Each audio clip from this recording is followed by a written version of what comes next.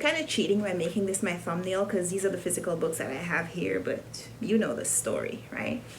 None of those books. I have none of these books. Hi friends, I just wanted to come on here today and tell you about the books that I'm planning to read in July. And I have none of the books that I'm supposed to be reading in July. I'm holding up an envelope where I wrote some of the books that I need to read. I have none of these in physical format yet. Somewhere during the course of this month, I guess I'm gonna have to be buying some books or downloading some books from the library. We'll see. So here are some of my reading plans for July. You know, I host the Runwright Reads Book Club. It's a book club where this year we're reading books that are set in the Caribbean.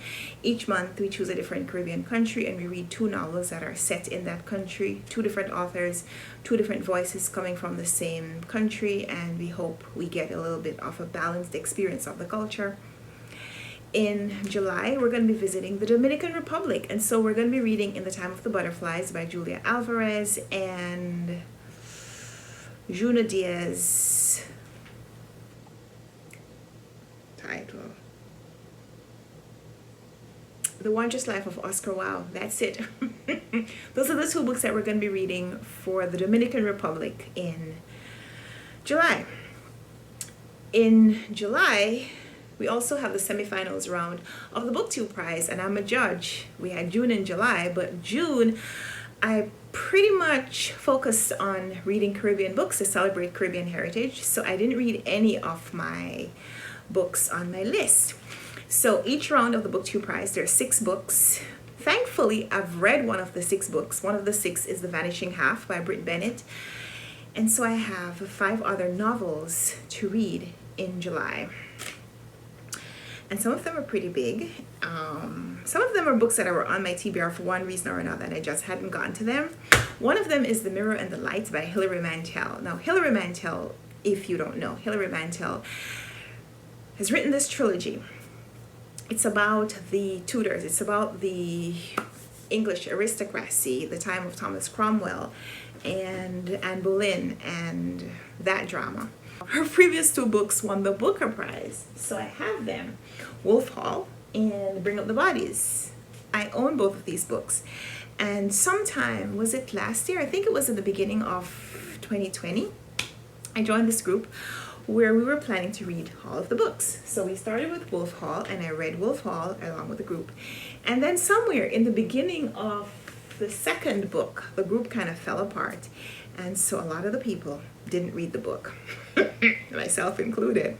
So I didn't finish Bring Up the Bodies. It's been a year. I mean, it was pandemic. We didn't really, most people couldn't focus on the book. I couldn't focus on the book. I think it was last year. That's what I'm using as my excuse. So I didn't finish Bringing Up the Bodies. Now, The Mirror and the Light, I think you can read it as a standalone, but it makes sense that if I read book 1, I'm going to read book 2 before I read book 3. So now this is on my TBR for July as well. And it's about 400 pages long.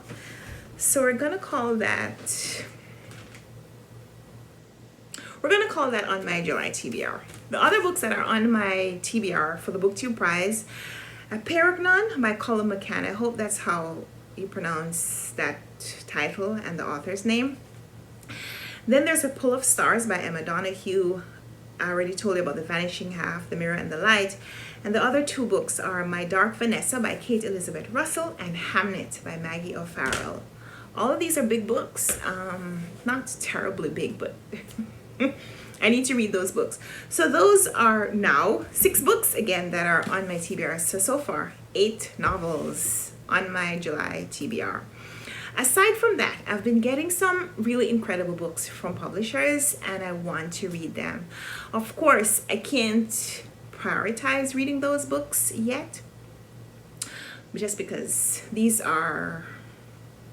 all of these are time-sensitive reading requirements. But I'm going to show you a couple of them. I'm just going to show you a couple of them because I have them here. This one came yesterday, so we're going to call this book haul TBR as well. This is Her Honor by LaDoris Hazard Cordell. My Life on the Bench: What Works, What's Broken, and How to Change It. She was the first African American female judge in Northern California, appointed in 1982 to the municipal court in Santa Clara County. So I got this from the publishers. I am going to be reading it pretty soon. I'm not going to say that that's on my July TBR, but I want to share it with you. Aside from that, I also have 2 books that I already started reading, 2 buddy reads that I'm going to be continuing. So planning to finish those in July as well. And those are Crime and Punishment by Fyodor Dostoevsky. I own a physical copy. I don't know why I don't have those 2 books here with me, but they're in my vlog if you watched my vlog yesterday. So Crime and Punishment by Dostoevsky and Segu by Maurice Condé. Both of those are buddy reads that I started in June, didn't finish, so I'm continuing in July. So those are the books that I'm planning to read, hoping to read, intending to read in July. I would love to know what's on your TBR. This video is pretty short. It's even shorter than I imagined. I guess it's because I don't have any books to tell you to hold up and, kind of wax poetic about the books. So what I'm going to do is I'm going to share with you a couple of books that just came from publishers. They came today, so let's do a little book haul. Stay tuned. I'm back. So this came today. I told you in my vlog, if you watch my vlog yesterday, I told you that I'm going to be vlogging every day. I'm going to be sharing a little bit of my life with you every day. So let's call this vlog. Real time book haul. I'm so excited to have this book. This is The Siren of Mars by Sarah Stewart Johnson. I've already read this. The publishers gave me an electronic copy last year, and I read it and I loved it. And now it's being released in paperback. They offered me a print copy, and I said, yeah, I love this book. I love reading books about female scientists.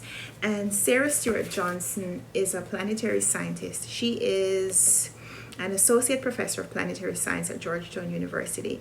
She is a visiting scientist also with the Planetary Environments Lab at NASA Goddard's Space Flight Center.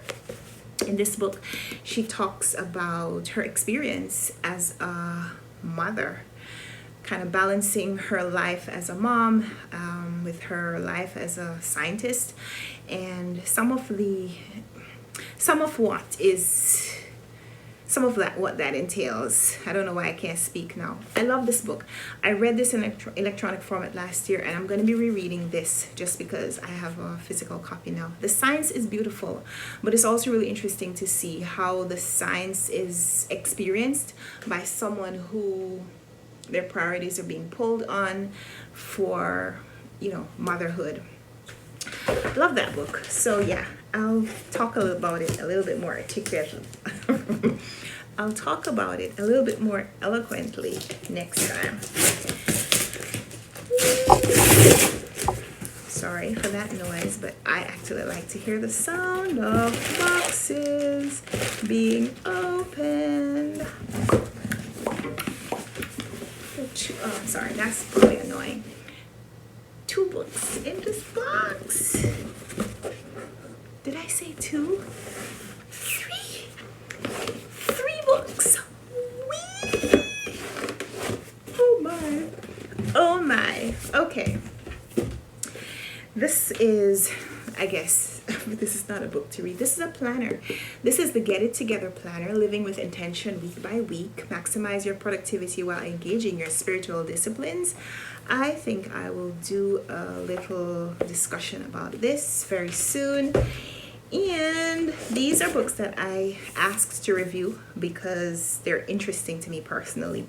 This is Thanks for Waiting, The Joy and Weirdness of Being a Late Bloomer. This is a memoir by Dory Schaffer.